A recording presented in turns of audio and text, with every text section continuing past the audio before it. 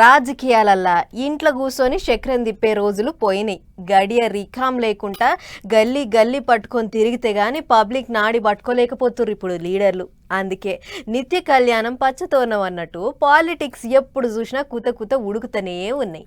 ఎలక్షన్లకు ఇంకో 2 ఏళ్ళు టైం ఉన్నా సరే ఇప్పటి సందే ఎత్తులు జిత్తులు పొత్తులు పోరాటాలతోని పార్టీలన్నీ గట్టిగా కసరత్తులు చేస్తున్నాయి. ఇక చూడరు మీరే.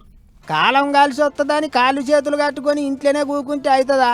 రాజకీయం అన్నాకి ఎప్పుడు ఏదో ఒకటి ఎగుర పెడితేనే ఉండాలి.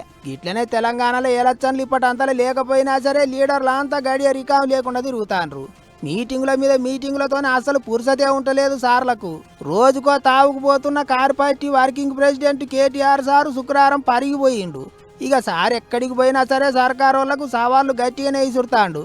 ఇక చూడరి పరిగి గడ్డ మీద నిలబడి ఏమని సవాల్ చేసిండో. అయ్యా రేవంత్ రెడ్డి గారు, నీకు గనక చిత్తశుద్ధి ఉంటే నువ్వు గనక ఈ రాష్ట్రంలోని తెలంగాణ రాష్ట్రంలోని 1,67,00,000 మంది ఆడ కూతుర్లకు ఆడబిడ్డలకు మొత్తం వాళ్ళ ఖాతాలలో 1,50,000 రూపాయలు వేస్తే నేను శాశ్వతంగా రాజకీయ సన్యాసమే తీసుకుంటా, నేను ఇడిచిపెట్టిపోతా రాజకీయం. దమ్ముందా? సవాల్ స్వీకరిస్తావా? తులం బంగారం ఇస్తాను. ఇచ్చిండా? నేను చెప్తే కదా మెడల పుస్తలతాడు భద్రంగా ఉంచుకోరు అంతే. ఆయన ఇచ్చేటోడు కాదు, ఎత్తుకపోయేటోడు. తులం బంగారం కాదు, తులం ఇనుము కూడా ఇయ్యడు. తులం బంగారం ఇస్తామన్నారు కదా, ఈయన ఆడబిడ్డలందరికీ 1,50,000 అని అడిగిండు మాజీ మంత్రి. ఇస్తే మొత్తానికే రాజకీయాలన్నీ ఇడిచిపెట్టిపోతాడట.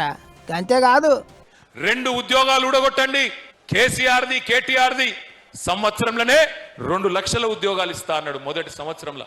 ఇప్పటి వరకు 10,000 ఉద్యోగాలు కూడా ఇయ్యలే. 2.5 సంవత్సరాలు అయిపోయింది. ఇవాళ నేను అడుగుతున్నా, పరిగిలో ఉండే తల్లిదండ్రులను, పరిగిలో ఉండే మా విద్యార్థి సోదరులను అడుగుతా ఉన్నా, ఫీజు రీయింబర్స్మెంట్ 12,000 కోట్ల రూపాయల బకాయిలు ఇవాళ మీకు ఇవ్వకుండా చదువుకు దూరం చేసే విధంగా దిక్కుమాలిన పరిపాలన చేస్తా ఉన్నాడు. ఇక అది అట్లుంటే ఇదివరకు ఏమన్నా మాట్లాడాలంటే లీడర్లనే ఇంటికి పిలిపించుకునేటోళ్ళు పెద్ద లీడర్లు. కానీ ఇప్పుడు కేటీఆర్ సారు తానే బండి కట్టుకొని పోయి లీడర్ల ఇండ్లల్లో మీటింగ్ అవుతున్నాడు. కొత్త పద్ధతి చాలు చేసిండు అన్నట్టు. ఇక కారు పార్టీ వాళ్ళ ముచ్చట్లు అట్లుంటే కాషాయ లీడర్లు చూత జోరు పెంచుతాండ్రు. సెంటర్లో పువ్వు పార్టీ వ్యవహారం అంతా చూసే నితిన్ నవీన్ సారు తెలంగాణకు వస్తాడు. 3 దినాలు ఇక్కడనే ఉండి లీడర్ల కథ ఏంటిదో చూస్తాడట. వంట అంతా అయిపోయినాక పొయ్యి మండినట్టు కాకుండా ముందు నుంచే ఓ రేవు పోంటి లీడర్లు అందరినీ చక్కగా చేసే ఎగురని చేస్తారట పువ్వు పార్టీ పెద్ద మనుషులు. అన్నట్టు బేస్తారం నాడు తుంగభద్ర డ్యామ్ కాడ సీఎం సార్ మాట్లాడిన ముచ్చట్ల మీద కాషాయ దళం గట్టిగానే గరమైంది. రేవంత్ రెడ్డి గారు నిన్న మొన్న వారు ఈ యొక్క తుంగభద్ర విషయంలో చాలా మాట్లాడుతూ ఉన్నారు. కాంగ్రెస్ కానీ బీఆర్ఎస్ పార్టీ రెండు కూడా కానీ ఈ బ్రిజేష్ కుమార్ ట్రిబ్యునల్ సంబంధించిన దాంట్లో, ఏపీ రీఆర్గనైజేషన్ దాంట్లో ఈ 2 పార్టీలు కూడా తెలంగాణకు మోసం చేశాయి. ఈరోజు తెలంగాణ ప్రజలకు తుంగభద్ర విషయంలో భారతీయ జనతా పార్టీ అడిగేది ఒకటే, కేంద్ర ప్రభుత్వం ఎప్పుడు కూడా రాష్ట్ర ప్రభుత్వానికి, రాష్ట్రాలకు ఏవైనా డిస్ప్యూట్స్ వస్తే మధ్యవర్తం వహించి ఎన్నోసార్లు ప్రయత్నం చేసినాం. అటు పువ్వు పార్టీ వాళ్ళ కథ అట్లుంటే అధికారంలో ఉన్న చెయ్యి పార్టీ వాళ్లకు అసలు రికామే ఉంటలేదు. మంత్రులు, ఎమ్మెల్యేలు, సీఎం రేవంత్ సారు చిన్న మీటింగులు కావుపోన్రి.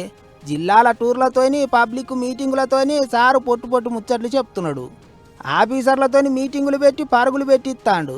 ఇట్లనే శుక్రవారం పొద్దుమీకంగా మరి చెన్నారెడ్డి బిల్డింగ్లో పేంతసేపు ఆఫీసర్లతో మాట ముచ్చట్లు నడిచినాయి. ఇట్లా లడాయి వచ్చినప్పుడే కత్తులు చూసుకోకుండా ముందుకు ముందే అన్ని తీర్ల తయారవుతున్నాయి పార్టీలన్నీ.